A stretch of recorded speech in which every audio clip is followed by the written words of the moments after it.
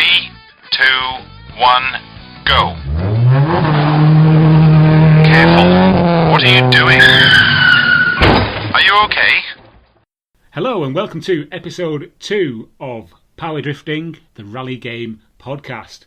My name is Tom, and as ever, I am joined in the virtual cockpit by my co-driver, Mike. How's it going, Mike? Tom, ready for the next stage?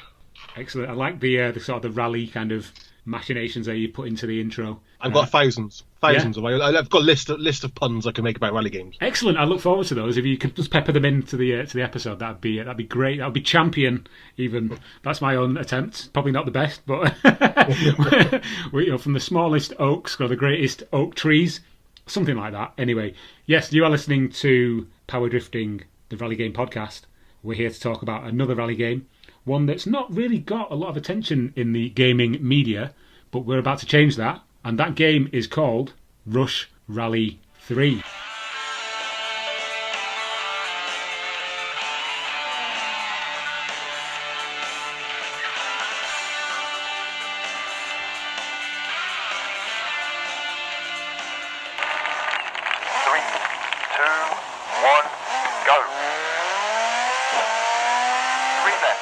Okay, Rush Rally 3. This one kind of slips under the radar for a lot of people, I believe. Mike, were you aware of this game before it came out and hit Nintendo Switch? Yeah, I was. Yeah, I had it on the iPhone, as I often do. Pick up random rally games on the iPhone Apple Store, and yes, I've played it on the iPhone before the Switch. Okay, yeah, because I wasn't even aware this game existed until it just kind of popped up randomly on the Nintendo Switch eShop a couple of months ago. This game was released in December 2019, so quite a recent one. Obviously, the name suggests that it's the third in the series of Rush Rally games. Again, I'd never heard of Rush Rally at all before this game came out. Had you? I know you said you played it on the iPhone, but did you know there were like two prequels? I presume there's two prequels since it's number 3, but I don't remember them picking up at some point. Again, I do pick up random games, so. Okay, so yeah, this game, as I say, came out in December 2019 for the Nintendo Switch, and it's very much it's almost like a mashup of different styles. It's got very much a simulation kind of feel to it, but also a lot of arcade leanings as well. Quite a few different modes. Before we get onto the game proper though, let's just talk a little bit about the developer. It was developed by a company called Brownmonster, and what's interesting about this company is that it's a very small outfit. If you look at their LinkedIn, it says they only have between 1 and 10 employees. I'm led to believe that it might just be the one guy on his own doing it. His name is Stephen Brown. He's also worked on quite a few high-profile games prior to this. Obviously, Rush Rally 1 and 2, but also things like Dirt 2, Sonic Racing Transformed, F1 2009, Sega Superstars Tennis, and most interestingly for me at least, is Split Second on the PSP. Oh, wow. Yeah, Split Second on the PSP, which is a fantastic game. He just listed like 7 of my favourite games of all time, so this guy is already a legend in my mind. Yeah, he knows what he's doing. Obviously, he's not listed as the lead designer or anything like that. He's mainly working in like physics, so he obviously that would tell you that he knows how a rally car should be projecting itself around a course. And having played Rush Rally 3 extensively now, I can confirm that Stephen Brown does know what he's doing. Yeah. So it has almost like a kind of a budget game feel to it. The game was ported, as alluded to earlier, from mobile devices to the Switch, which is in itself pretty much a mobile device. The main meat of the game is taken up by the championship. I have a bit of an issue with the championship, but we'll come on to that in a little bit when we talk about some of the negatives. But let's start on a positive and talk about the good aspects of this game. Mike, the game handles very well. I like the handling model in this game. The cars can all be drifted quite well. One of the previous rally games I played on the Switch was the port of WRC 8, which is... I'm not going to mince my words here. It's a dog's dinner of a game. Yeah, it's not good. No, one of the main issues I had with the game was the handling model. It was far too twitchy. It was quite impossible to keep the cars on the track, which, that could just be down to me being rubbish at rally games. But I've got WRC 8 on the PlayStation, and it's fine. The Switch version is just twitch hell. It's not good. This game, completely different. The cars have weight. You can drift around corners quite easily. And if you do cock everything up and you do end up smashing into a tree or going over the edge of a cliff, it's usually because you've gone too fast. You're not slowed down enough to go around a corner. The handling, for me, is great. Yeah, perfect. I think the handling is fantastic on the game. There's a real weight to the cars. It's very simulation based in terms of the fact it does feel like a real car. I don't drive, so again, I'm saying that as someone who is literally making things up as they go along. But it feels great. I think it feels. I would say I'm not going to mince my words either. I think it actually handles better than some of the later Codemasters rally games. Oh, really? I think the handling is perfect. I think I'm only playing in the handheld mode. I haven't played it in docked mode, so I don't know what it's like in docked mode. But I feel it just feels perfect on Switch. Different on the iPhone. The iPhone version obviously is touchscreen, so it's a little bit harder to control as always. But on Switch, that's fantastic. And I think they added feedback, or whether it's called HD Rumble, is it called? Yes, on Switch? that's right. Yeah. They added that, and I think since that's been added, I think actually it feels even more fun. I use the word simulation. I don't mean it in terms of the fact it's a very bogged down sort of anorak sort of difficult game to control. It's simulation in terms of it's like Codemasters racing games in that they are clearly not realistic 100%, but they're done through a good mix of fun and realism, and I think that's what it gets. Yeah, good points made. What's worth noting is that this game has no real world licensing whatsoever, so all of the names are like mashups of real world. They look like the real world counterparts, but they've got kind of made up names. Likewise with the actual rally drivers in the game, they have like letters removed from the names, and the cars, so like the Ford cars are like Ford as in fjord with like a J after the F. Obviously gets around licensing that way, but you can tell that what you're racing in is a Subaru Impreza. It's just got a weird. It's the Pro Evo of rally games. Yeah. And what I do like as well is the attention to detail and all the kind of different advertising slogans and the different hoardings around the courses, and also the actual names of sponsors on the cars themselves, because they are just kinds of plays on words, but they've got the same kind of visual style as the actual realistic, as the actual real company name. If you stop and look at some of the different sponsors, it's quite cool how he's just made things up that look quite realistic.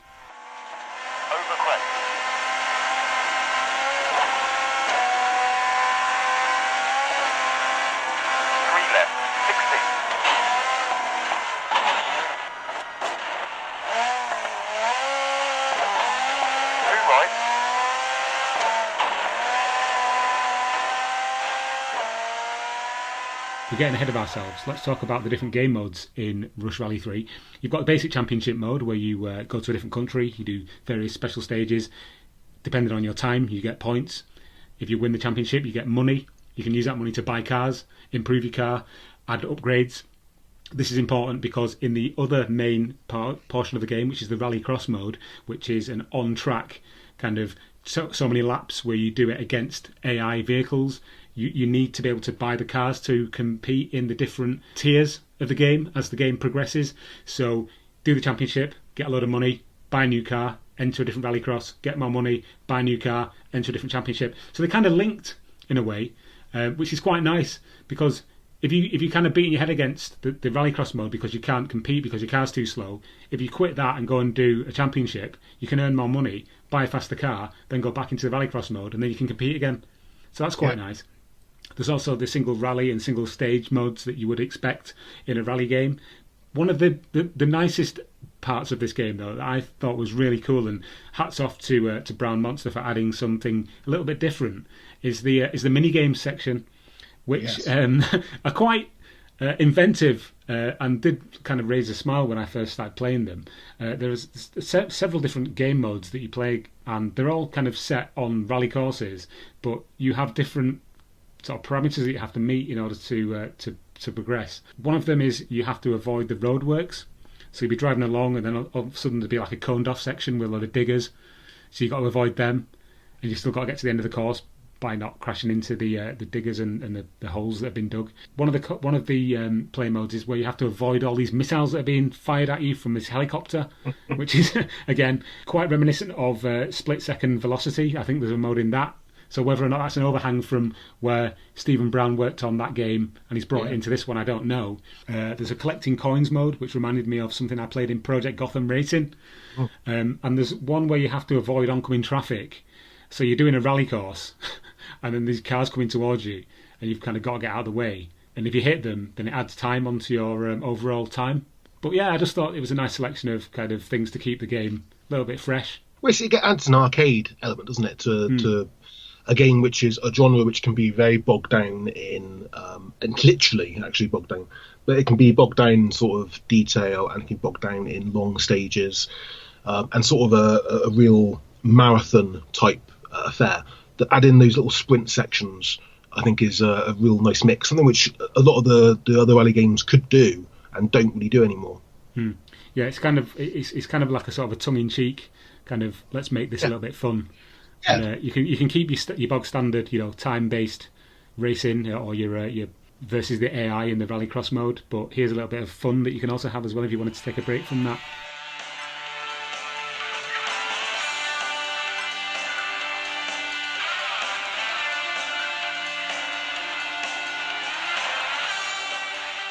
On the topic of Rallycross, I would like to say this now. I'm going to go out on a limb, Mike. Are you ready for this? Go on then. The Rallycross mode in Rush Rally 3 represents the best real-world racing game on the Nintendo Switch. Oh, 100%. I'm going to go out on a limb and say that. If you put the game into cockpit viewpoint, where you've got the whole cockpit around you, it's almost like playing Toka Touring Cars, with all the cars banging into each other, and you're all kind of going round in a group trying to get away from each other, and someone will fly off the course, or someone's smashing into the side of your car. It's almost like the old Toka games on the PlayStation, and it's just so much fun. It's like a hidden. It's just like a hidden gem within this game, and it represents more fun and more kind of arcade thrill on the Switch. Even more so, in my opinion, than Grid Autosport, because there's so much hand-holding in Autosport. Even if you turn off all the assists, it almost feels like you're not controlling the game yourself. Whereas in this, you are completely in control of the car. It's not the best looking. It looks like a mobile game, yes, because that's what it's based on. But for all-out fun, I know people might disagree with me. This is just my opinion. But for me, it's the best. This is probably the best rally game on the Switch, to be honest. I think so. Yeah, I think what's interesting is the fact that when you relate the games that the guy had actually worked on, a lot of those games were from Sumo Digital and from Codemasters, who are my two favourite developers, bar none. I could happily play just Codemasters racing games and Sumo Digital games the rest of my life. And I think but all those games have that element of fun. A lot of them have that element of fun. And so I think that is something which comes through this game massively. It's someone who really likes making games that are fun. I also want to put a caveat on this, that I mean kind of real-world racing games. Obviously, there's games on the Switch like Mario Kart. There's things like Redout and what's that other futuristic racing game called? The one with the sort of floating cars? Fast RMX. Okay. There's also Horizon Chase, which is another one that's great. What I mean is a game that looks like real life with cars, without weapons. For me, I go one further, Tom. I think Rush Rally 3 is actually my favourite racing game on the Switch. I think Autosport is close. I'm not including Mario Kart, because Mario Kart's not really a racing game, is it? Addressed hate mail to me. No, so apart from Mario Kart, obviously, and apart from Grid Autosport, which I do love, I think it is easily the match for those. I think it's that good, and I think the fact it's an indie developer, I think is just outstanding. I think it's an amazing achievement. 5 left, don't cut. 80. Over crest, 80. 5 right, 100. 4 right, 130. It's interesting you mentioned earlier as well, Mike, the kind of the mobile history of the game. Have you been into the settings in the game and had a look at all the different performance settings that you can mess around with? I had a brief look, yeah. I found it really interesting that all that stuff was kind of included, because you would expect that because it's on the Switch that the developer knows what the hardware can do. Obviously, that's an overhang of it being a mobile game, which obviously needs to be across a whole host of different mobile devices that have all got different power. I think what we've got to be clear though with this is that I think we use the term mobile game, and I think some people use that as a real negative. No matter what you say about a game, they'll think anything on mobile is terrible. This isn't your average mobile game. This isn't your average sort of cheap £1 port in the Apple Store. This is a fully featured game, and I think that its natural home is the Switch. I think it's great on the iPhone, but I think its natural home is on the Switch, and I think all those things about performance settings and things, yeah, it's a testament to its history. But let's not hold that against it. I know you won't. I know some people who will listen to this podcast probably will hold anything which is mobile against the game. And I think we've got to point out that actually it's not your average mobile game. I played one of the Colin McRae Rally, I think, was ported to the iPhone, wasn't it? Yes, it was, yeah. Recently. I mean, that was similar looking, but just didn't play that well. Right. This game is just fantastic. On the topic of the settings, I just wanted to touch briefly on what you can change, and literally you can do this on the fly. You can pause the game, go into the options menu, and you can mess around with the resolution.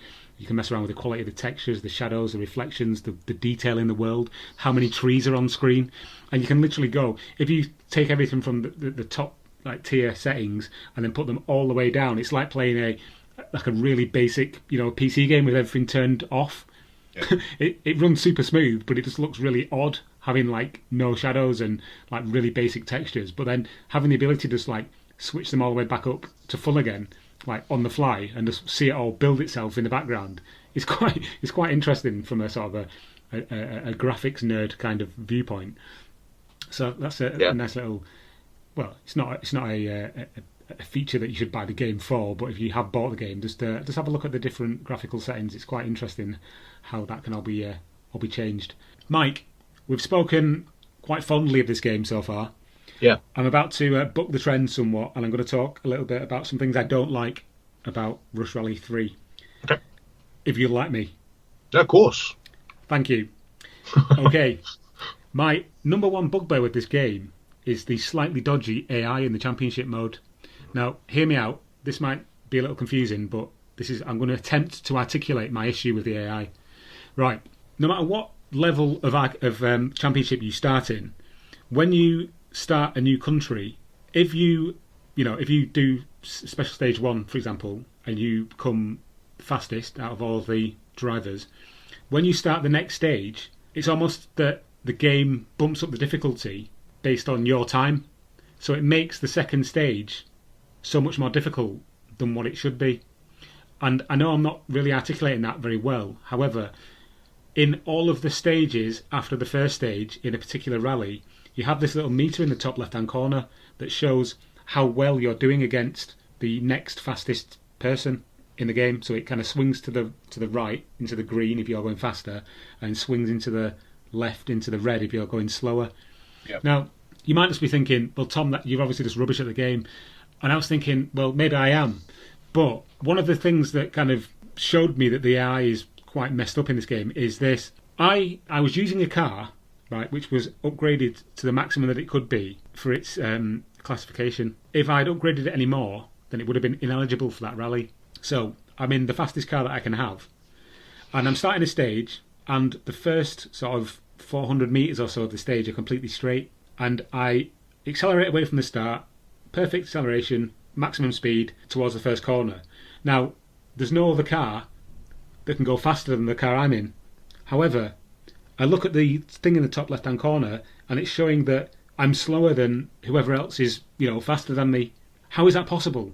Do you know what I mean? I know I'm not doing a very good job of explaining this, but it kind of breaks the game, that it almost cheats to make the other vehicles faster. Yeah, I get what you mean. I think. Do you know what I mean? I know I'm doing a very bad job, and I'm sorry to people listening. It probably sounds like absolute nonsense, but the other cars couldn't have gone any faster than I was doing, unless they were doing manuals and you were in automatic. Possible. I think it's unlikely. I think that's me being sort of rose-tinted glasses. I think it's a problem which a lot of games have had in recent years. Dirt 4 was terrible for it, where you'd go on the Michigan races and they were straight races, and you get to the first checkpoint and I'm like 4 seconds behind. So why can't be? It's impossible for me to be 4 seconds behind. It literally would have to be someone would have to literally be starting about 2 meters in front of me, or exactly. 2 miles in front of me. That's what I mean. That's what I'm trying to articulate in this ramble that I'm going on. The championship mode AI is a bit. It kind of breaks the game slightly for me. It kind of ruins it a little bit. I mean, don't get me wrong, I still love this game, but just that it kind of it just really got to me. I don't know. Yeah. The other thing is that there's no online multiplayer, which is not a game breaker, but it would have been nice if in the Rallycross mode there was some kind of online multiplayer. Obviously, it's a small developer. Even things like Grid Autosport don't have online multiplayer yet. I believe it's coming in a patch at some point in the near future. It is, yeah. But it would have been nice if Rush Rally 3 had some online Rallycross action. Yeah. But yeah, it's not the end of the world. I think for me, I've always try and squeeze in my little geography bit every episode, and for me, the geography in this is so. I'll put a bit of around this because it sounds like I'm insane again. I love looking at sort of how they represent the countries in games, how they represent what the country looks like, how the courses look. To me, that's really interesting as a geography nerd. I think one thing that's amazing about this game is actually they really do capture the essence. You do the British Rally in this game. It feels like a British rally. It feels like what a British countryside looks like. The Finnish rally is that sort of like forest. So the trees whizzing past your car. It's not perfect. There are some little bits where it's obviously generic and there's a little bit of a lack of detail maybe in some spaces. But in terms of geography levels and in terms of sort of that sort of very nerdy look at making sure the environments look perfect, I think it does pretty well. Yeah. There are some negatives for me as well, though. I think there's a couple of small negatives for me. I think as you said about the AI, I think same problem for me, but slightly different in terms of the fact that I think sometimes some of the stages seem to have really the AI seems to suddenly be amazing. So I had this problem with one of the WRC games on the Xbox One several years ago, where you'd have some stages where the times the AI was set in was literally impossible, and so sometimes it's unrealistic. It almost feels like they don't take into account the corners in these games, where they sort of take it as just like a straight point, and sometimes it doesn't work out where the corners are. So a couple of issues like that in the game. I also feel like maybe although the controls are really good, I do feel at times, it doesn't quite feel like the car is handling the way it should be. So tight corners seem slightly off for me. It's not quite as easy to do a sort of a real tight corner as I would like it to be. But I think that's possibly due to the Switch and just the way the Switch is controlled. Obviously, I think the triggers on a Switch aren't analog, are they? No. So I think that's probably the reason for that. I think we're in agreement that it's a pretty damn good game, especially considering the budget and the amount of resources this developer has got. So that brings us on to a little look at a review for Rush Rally 3. This review was published by bonusstage.co.uk, and the closing statement from Bonus Stage is if you fancy a spin around the tarmac ring for a good 20 minutes or so, Rush Rally 3 might not be for you. But if you want to burn off those extra calories from Christmas by sitting on the edge of your seat, desperately targeting those few seconds off your time to get to the podium, then go for Rush Rally 3. And they award it 9 out of 10. The summary is: leaves all the other chumps in the dirt and get your trusty Fjord to the top of the driving championship. Very nice. The pros, they give it a great selection of tracks and car models. The cars handle very well. Plenty of viewing options for first-person fans or even the chase cam. In comparison to similar titles, it's quite fast at loading. Achievements awarded for finishing championships and challenges. The cons are that it's unofficial, driver names and models are a play on words, the menus are a bit bland, and that crashes aren't dramatic enough. All fair comments, I think. So yeah, 9 out of 10 from bonusstage.co.uk. Which leaves me to ask you, Mike, what would you give this game if you were scoring it out of 10? I think on the basis that I don't see a score below 9 as a bad score. I know some people think that if you score a game at 8 or 7, it's awful. That's crazy. I think if I'm setting in the last episode we did say I gave it a 9. Yeah. I think I'll give Rush Rally 3 a 8 out of 10 for me. 8 out of 10. Yeah. Very respectable. I'm going to go one below that. I'm going to give it a 7 out of 10, which again is still a very good score. It's just that there are a couple of things that I mentioned earlier that kind of stop it from becoming an 8 or a 9 for me. The AI being one of them. I'd like a few more different internal views. The cockpit for every car is the same model. But 7 out of 10, respectable score. And considering this is by far the best rally game on the Nintendo Switch. That will just about do it for this episode. If you like what you've heard, give us a review on iTunes, or you can find us on Twitter at RallyDriftPod. You can find us on the internet at www.powerdriftingpodcast.com. You can find us on iTunes. Please like and subscribe if that's something you can do on iTunes. I'm not sure it is. I've been watching far too much YouTube. If you don't like what you've heard, let us know, and we can attempt to address your concerns. Mike, would you like to reveal to our listeners what the next game in the main series will be? I certainly can, Tom. So we're going back to one of our strengths, which is back to the beloved Dreamcast console, and looking at V Rally 2. Ooh, looking forward to it already. Mike, thank you for joining me again on this car crash of a podcast. And, no car crash, Tom. No car crash. My patient notes were perfect. There was no car crash. Thank you for listening, and we will see you on the next episode. Goodbye. Goodbye. That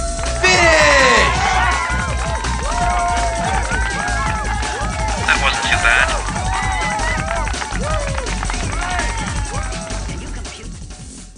Okay, 3, 2, 1. Hello and welcome to episode 2 of Power Drifting, the fucking hell, what's it called? This is Power Drifting, a rally podcast. Right, okay, let me start again. It's Power Drifting, the rally game podcast. That's it.